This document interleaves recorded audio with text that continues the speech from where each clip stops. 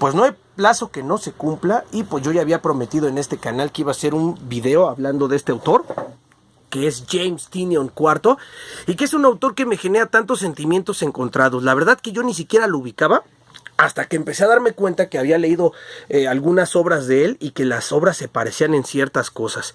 Pero antes de hablar de Future State, que es una de las novelas, de las miniseries publicadas dentro del título de Batman, escritas por James Tynion IV, y que marca el fin de su carrera como escritor regular de Batman, de esta etapa que tuvo aquí con Batman. A lo mejor en algún momento regresa. Pues vamos a hacer como que un análisis de las cosas que yo he leído y el por qué a mí como escritor me ha decepcionado mucho.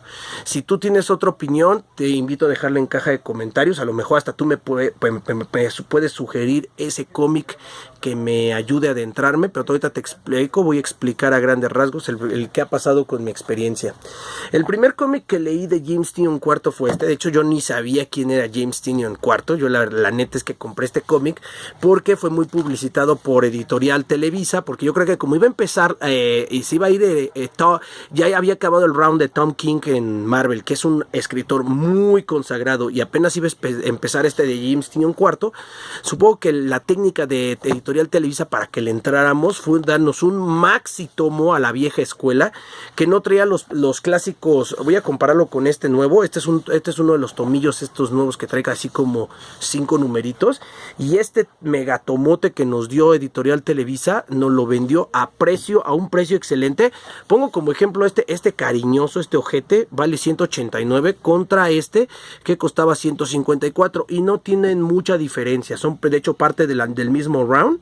Nada más hay dos o tres miniseries entre estos. Entonces realmente serán un cómic que tienen como 1 año, 2 años de diferencia cuando mucho. Entonces la realidad es que sí me decepcionó mucho este yo le entré pero por el precio, y porque iba a ser ya la introducción oficial al cómic de Batman de Punchline, ya siendo parte de los hechos que están sucediendo en la trama canónica.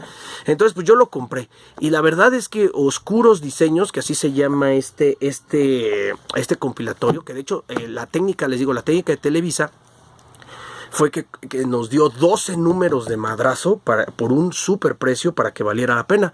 Entonces yo dije, aunque la historia esté fea, va a valer la pena, ¿no? Entonces, ¿qué pasó?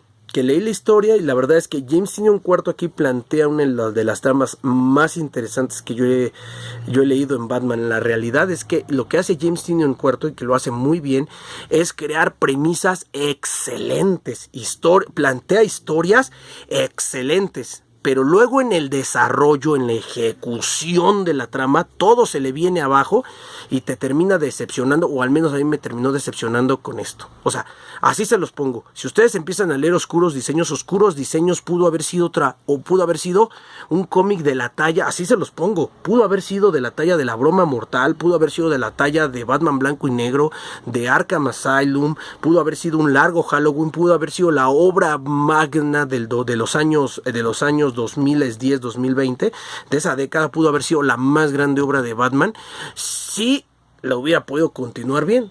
Pero básicamente les planteo, aquí hay un personaje que no quiero ni siquiera nombrar directamente para no es spoiler, pero se supone que es el más grande villano de todas las épocas, y él derrotó al detective más cabrón de su generación. Estoy hablándole de un villano que puede vivir muchos años, y que él derrotó al que sería en DC Comics el equivalente como a Sherlock Holmes, imagínense, de su época. Entonces él lo derrota, y él sigue viendo cómo pasan las épocas, y luego ve cómo surge Ciudad Gótica, y ve cómo Batman se consolida como el detective más importante de su época. Así que él toma 4 pupilos, véalo, todos los criminales del mundo, y él elige a 4 criminales de Ciudad Gótica como la punta de lanza de lo que será la siguiente generación de supervillanos, que son el Joker, The Riddler, Catwoman y el Pingüino. Él dice que de todos los villanos de Ciudad Gótica, ellos 4 representan la promesa de lo que puede ser el siguiente supervillano maquiavélico. Pero este hombre, este villano, les va a enseñar cómo convertirse en estos villanos maquiavélicos. Y entonces, de alguna forma, James Tynion IV justifica cómo pasamos de ese Batman de los años 60 más donde los villanos tenían planes más, pues poco complicados. El plan de los villanos era básicamente robar un banco para tener dinero. Batman los capturaba y luego el villano se volvía a escapar para poder querer volver a robar un banco. Entonces este tipo toma estos 4 y empieza a cambiar lentamente las cosas para que cada vez los planes se vuelvan más sádicos, más maquiavélicos, más oscuros, y así James Tynion IV justifica este paso de este Batman colorido de los 60s y 70s al Batman oscuro que vendría en los 80s. O sea, él justifica ese paso a través de esta historia, lo cual se me hacía excelente, y hasta ahí tremenda historia. Y luego todo se derrumba, todo se cae, todo vuelve a quedar en el status quo establecido para dar paso a la siguiente miniserie, que sería The Joker Wars, que dicho sea de paso ni siquiera la leí, porque en cuanto me plantearon la premisa ya sabían que iba a acabar y acabó exactamente en lo que yo pensaba que iba a acabar, así que prefiero ni siquiera comentarla. Entonces, ¿qué pasó con esta historia? Me generó expectativas altísimas y me derrumbó completamente. Al final fue una decepción tremenda. Les pongo un ejemplo, una contrapartida que sí recomiendo, porque aquí no quiero que sea no quiero que sea un video completamente negativo, y quiero sí darles recomendaciones reales de lectura. Bien, por ejemplo, este es de ese showcase, este es Batman The Dark Knight. Aquí tenemos el volumen 1 dibujado por David Finch, también magistralmente dibujado, y escrito por Paul Jenkins. Paul Jenkins, la realidad es que es un escritor también muy bueno de Batman, pero en esta historia, que por cierto es como una miniserie, 6 números, nos presenta una nueva villana que se llama The White Rabbit. Ya de entrada esto me gustó, porque dije, muñeca adecuada, por favor, de ese cómics, por favor, McFarlane Toys, hazme una muñeca de The White Rabbit, yo la quiero, está excelente. Y la realidad es que es una historia simple, donde plantea un argumento simple, pero es bastante concisa, bastante divertida, y aunque no cambia el status quo de Batman, jamás lo pretendió hacer, y la historia cumple en todo sentido. Entonces te mantiene entretenido, te divierte, y aunque no te promete gran cosa, pues no te decepciona en lo absoluto. Esta te promete grandes cosas, pero cuando alguien te sube así los humos, la decepción cuando vienes de bajada es aún mayor. Entonces yo prefiero una historia concisa, clara y divertida para recomendarles, con muy buen dibujo y buenos personajes, que algo que van a empezar a leer, se van a ilusionar y luego se van a decepcionar. O sea, toda la gente que conozco, que ha leído esta historia, me ha platicado del final, y hemos platicado acerca del final, y pues sí, coincidimos en que a lo mejor lo que tiene James Tynion IV es que en esta historia DC le dijo, mira, tú ya no puedes avanzar más, no puedes cambiar el status quo del personaje, y irremediablemente tiene que volver a lo mismo, en cuyo caso pues es bastante decepcionante. Pero a mí no me gusta ser negativo, entonces la realidad es que también no voy a juzgar a un escritor por un solo trabajo, y la realidad es que yo ni lo ubicaba aquí, simplemente lo leí. Pasó el tiempo y ahora salió este nuevo tomo que se llama Batman Fear State, y yo quería comprar porque aquí ya aparecía esta Harley Quinn ya como parte de la Batifamilia, ¿no? Entonces a mí me llamaba la atención ver cómo interactuaba Harley Quinn yo como ya parte del mundo de Batman. Entonces la realidad es que también tengo este de David Finch para comparar, porque en ambos tenemos villanos secundarios, pero en ambos tenemos también como un villano y muy importante a este Scarecrow. Ahora, ¿qué me gustó de aquí? Me gustó muchísimo el tratamiento que se le dio a Scarecrow, porque Scarecrow no es el villano principal de la historia, pero crea una toxina en este cómic que reformula su toxina, y en lugar de darle miedo a la gente, retira todo miedo de las personas. ¿En qué se ve reflejado esto? En que ya sin miedo todos los villanos de Arkham hacen una fuga masiva, y sin el miedo se convierten en verdaderos super psicópatas que están dispuestos a enfrentar a Batman sin ningún tipo de limitación, ¿no? Incluso con esa nueva toxina, hasta doble cara, le plantea cara a Batman y le pone una tremenda mega madriza, porque la neta es que el hecho de inhibir el miedo en tu organismo, la verdad es que sí, te potencia bastante, ¿no? Entonces me gustó muchísimo el tratamiento aquí de Scarecrow, porque se mantiene dentro del personaje, hace lo que hace, y creo que en el caso de esta historia Paul Jenkins agrega otro repertorio más a la droga de Scarecrow que me parece muy interesante. Y dicho sea de paso, sí se ve como la ciudad, se ven muchos paneles en donde la ciudad entra como un poco en crisis por toda la situación de Scarecrow. Se ven muy impactantes las escenas de los personajes, de los personajes explayando ese potencial así. Entonces muy ilustrativo que está esta historia. Cambio, en Estado del Miedo hubo muchas cosas que no me gustaron. Para empezar, que esto ni siquiera parece que sea una saga autocontenida, sino que parece que es una continuación de los arcos anteriores de James Tynion IV, y creo que no fueron ni para ponerle, no sé si esto también habrá pasado en Estados Unidos o solo en México, pero pues oigan, le hubieran puesto una paginita aquí para que me pusieran un resumen de qué había pasado y quiénes eran los personajes principales que están apareciendo en este cómic. Nada les costaba, porque si tú empiezas a leer esto como yo y sin haber leído todos los tomos anteriores, como que sí le vas a medio entender, pero la realidad es que deja mucho a deber esto como una miniserie autocontenida, eso sí. Segundo, Scarecrow aquí vuelvo a lo mismo, hace un planteamiento acerca de una teoría del miedo que me encantó.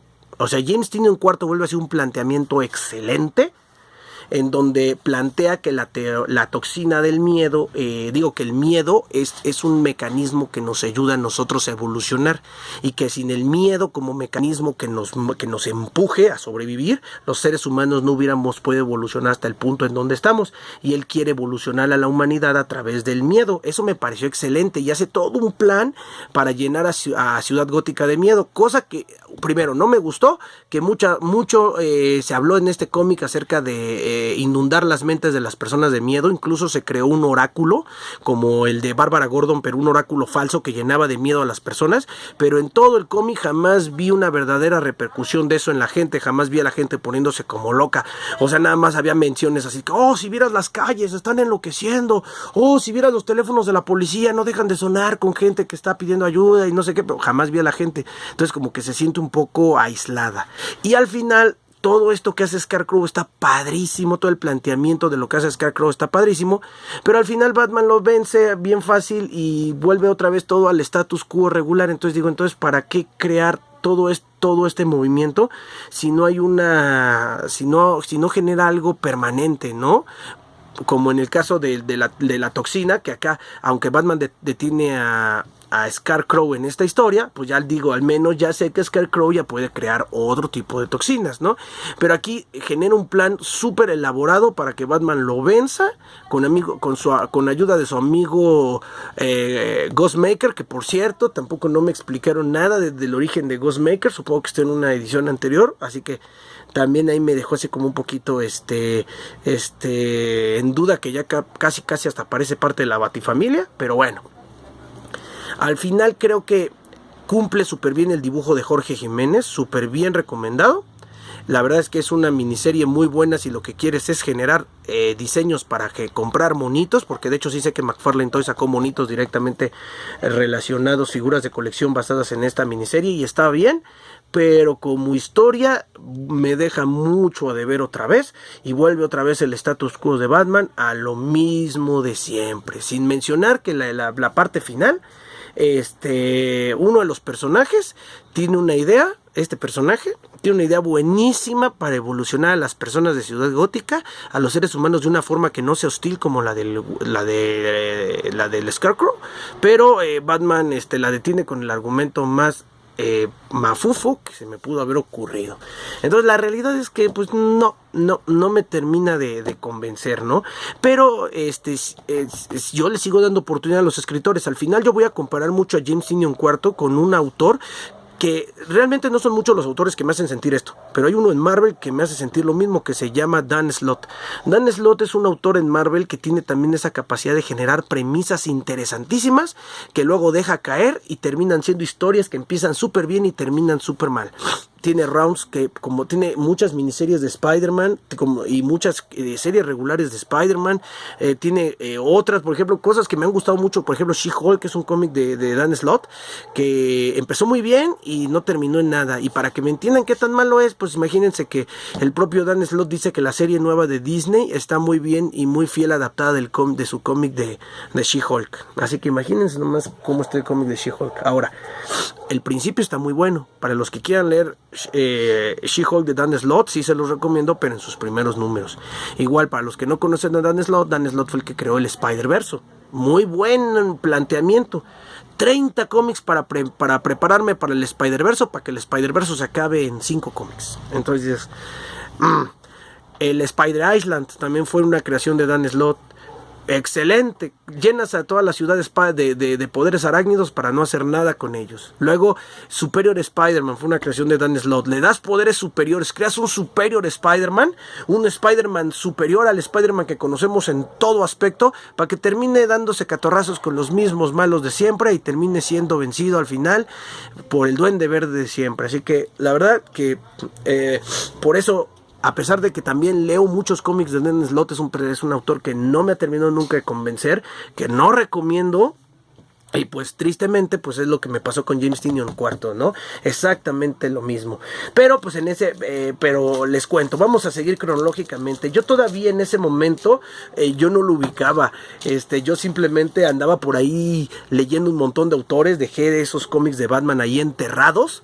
Y de repente mi esposa le llamó mucho la atención esto, porque esto es parte del sello Black Label. La linda casa del lago es un cómic para adultos que ya no tiene temática de superhéroes. Se supone que tiene una temática como de ciencia ficción y terror. Así que mi esposa me dijo, oye, me llama la atención, cómpralo a ver de qué se trata. Lo voy comprando y creo que vuelvo a lo mismo. Esos planteamientos de James Tynion IV buenísimos y esas ejecuciones malísimas. El planteamiento es simple.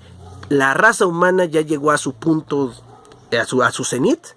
Llegó una raza extraterrestre que aparentemente nos estuvo vigilando durante miles de años. Decidió que nosotros ya somos más un perjuicio que un beneficio para el universo.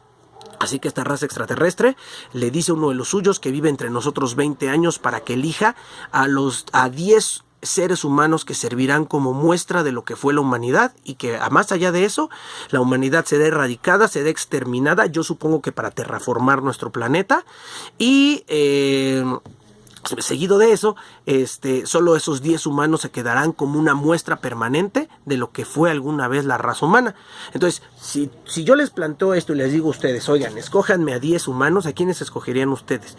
A mí se me hizo muy interesante el planteamiento, y sin importar el país donde uno viva, porque a lo mejor aquí el autor se quiere justificar de que el extraterrestre bajó a Estados Unidos, pero bajaras a Estados Unidos, a Rusia, a Nicaragua, a Panamá, a donde tú bajes, obviamente tenemos internet y nos damos cuenta de quién es quién en este mundo. Entonces, si tú me dijeras, elige 10 humanos para que representen a la raza humana, pues yo elegiría a lo mejor como representante de la ficción y la fantasía Neil Gaiman, ¿no?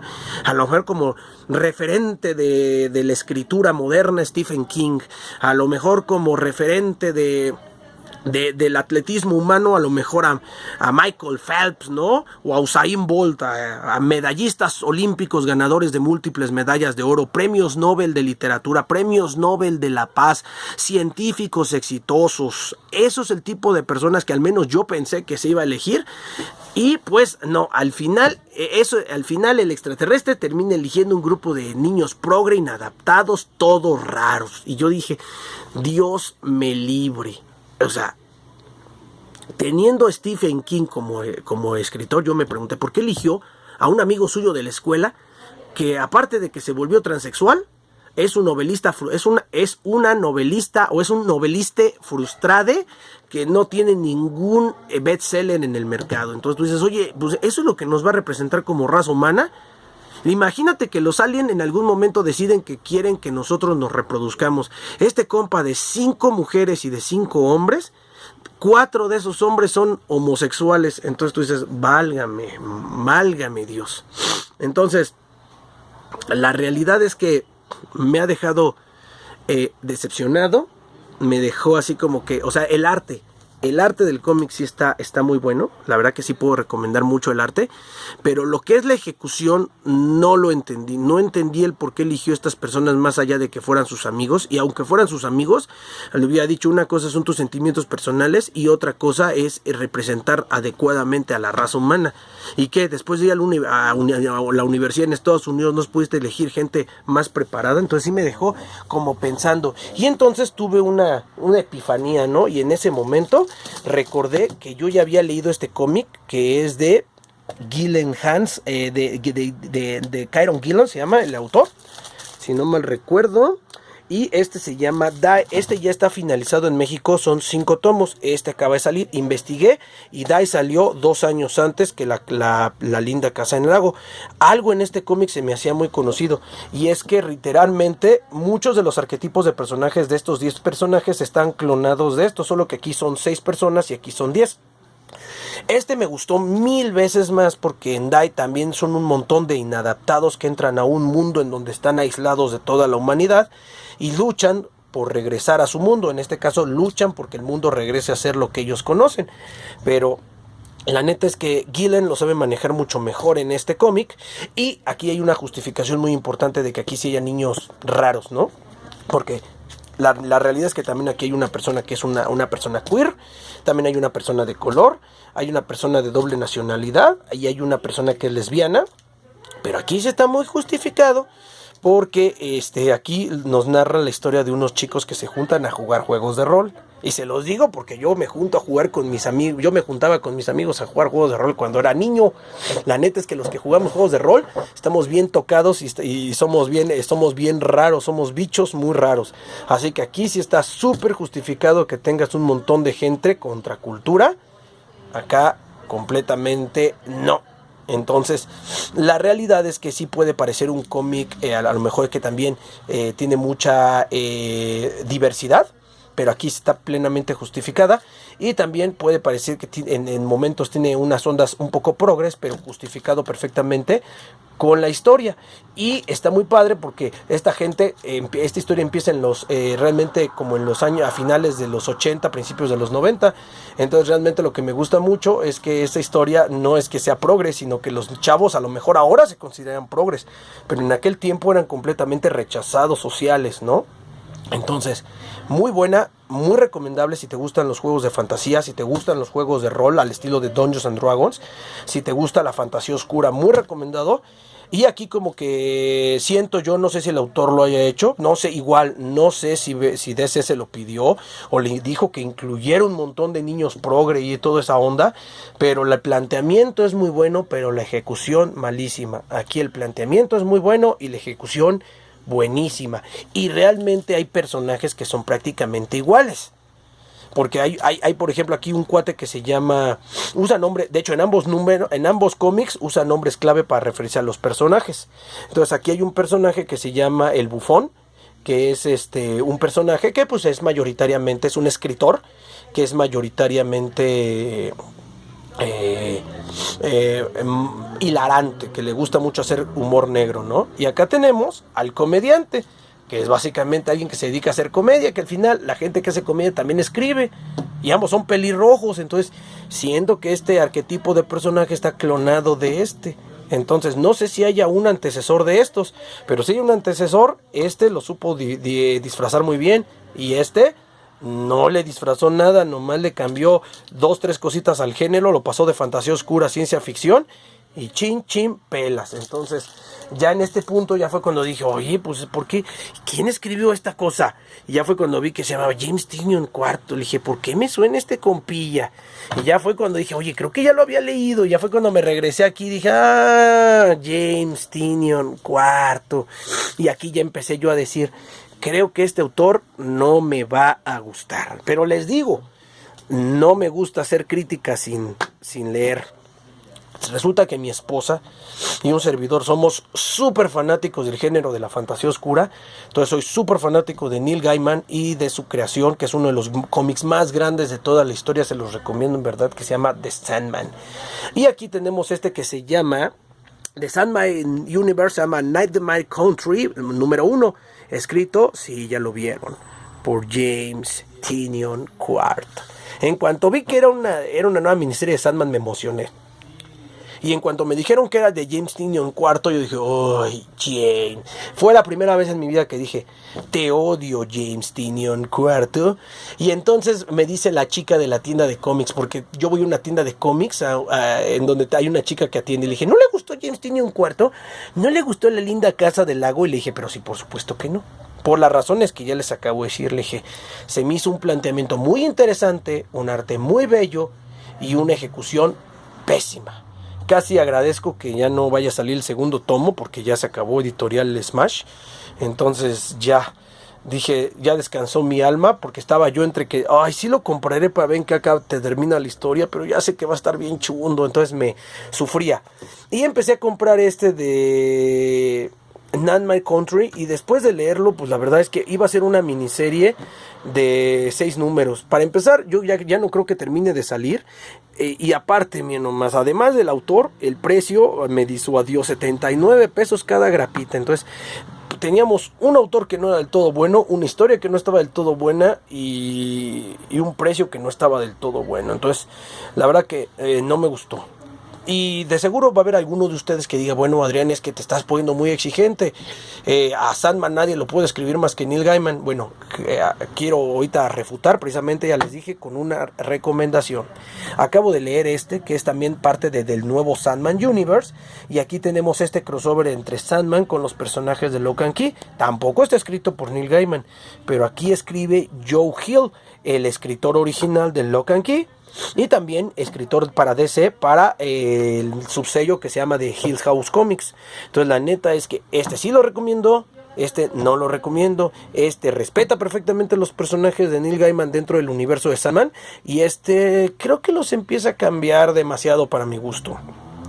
En ambas historias sale el Corintio, solamente que aquí el Corintio va a ser para quien no lo conozca, pues vean la serie de The Sandman. Él es uno de los villanos principales ahí, y resulta que el Corintio pues siempre ha sido un villano. Entonces, mientras esta historia respeta su estado de villano e incluso nos trae justificación del por qué pasa del mundo de los sueños y cómo llega al mundo de los humanos, cosa que jamás vimos en los tomos originales de The Sandman, aquí complementa. O sea, la historia no solo es un crossover, sino también sirve como un complemento para el mundo de Sandman. Entonces está excelentemente escrito. Bien por ti, Joe Hill. En cambio acá al Corintio ya se le está dando un tratamiento, no les voy a decir como de un héroe, pero sí les voy a decir que tiene un tratamiento ya como de un antihéroe, porque va a enfrentar a otras fuerzas antitésicas. Entonces la neta es que eso de cambiar al Corintio de villano a otra cosa no me ha gustado nada. Entonces les digo, yo sigo leyendo cómics, sigo dándole oportunidades a los escritores, pero definitivamente con este autor, con James Tynion IV, les digo, he leído varias historias de él, y pues no hay como yo les pueda recomendar alguna, ¿no? En cambio acá abajo hay historias que sí les puedo recomendar, que están bastante buenas, y que es lo que les digo para la gente que dice, oye, es que el cómic ya no es lo que era. No, espérate, el cómic sigue teniendo excelentes historias, tanto de superhéroes como historias que rememoran a los clásicos de siempre, como historias completamente nuevas y originales. De hecho es tan bueno que hasta originó su propio juego de rol. Entonces también, pero pues hay autores que simplemente, es lo que les digo, yo aquí lo que haría sería generar las premisas y luego decirle a Kieron Gillen o a Paul Jenkins, o decirle a Joe Hill, digo, mira, aquí está la idea, ya está bien chida, ahora tú desarróllala para que quede bien, ¿no? Entonces, díganme si ustedes conocen alguna obra de este autor que les guste y que me recomienden. Por ahí hay una que andan recomendando mucho, que se llama Hay algo matando niños, que está editando Editorial Planeta, pero la verdad es que me he llevado tan mala experiencia con este cómic de 150 pesos, con este cómic que compré en descuento, también no lo pagué en su precio real, sino que lo pagué como en 150 pesos, con este cómic que me costó la barbarísima cantidad de 230 pesos, y este comicillo de 79 pesos, imagínense, si estos cómics no me han llenado. Hay muchos que me dicen, es que está muy buena la obra de James Tynion IV que se llama Hay algo matando niños, pero estamos hablando de que esos títulos de Planeta están a un precio ahorita en México que ronda los 550 pesos. Entonces la realidad es que no voy a gastar 550 pesos en este autor, pero sí ni de chiste, por lo mal que me ha dejado el sabor de boca. Entonces, ustedes díganme si para ustedes sí vale la pena gastar 550 pesos en un cómic de este autor, o si mejor lo leo en línea, o qué hago, ¿no? Yo de todos modos, si en algún momento llega a ver otra cosa de James Tynion IV que me llame la atención, créanme que no le voy a dejar de dar una oportunidad al autor, sigo creyendo que todos tenemos una muy buena historia que contar y que a lo mejor este autor tiene un renombre porque a lo mejor alguna muy buena historia tiene que yo a lo mejor no he leído, así que recomiéndenmelo. Pero hoy por hoy mucha decepción con este autor y hoy por hoy espero que se vayan con estas recomendaciones de cómics que sí están chidillos.